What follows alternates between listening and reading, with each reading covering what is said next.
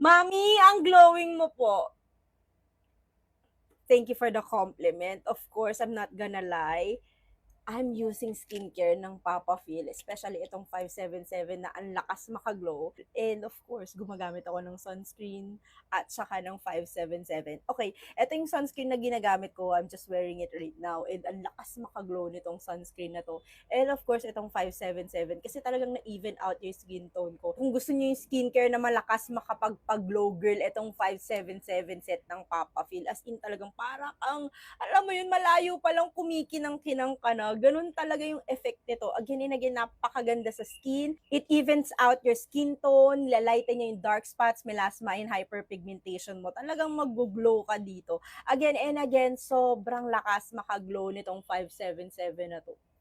Make sure lang kapag ginamit nyo to, gagamit ng sunscreen sa umaga, pwede mo tong gamitin day and night. And of course, pwede mo rin siyang gamitin every morning lang kung gumagamit ka ng retinol set tulad ko.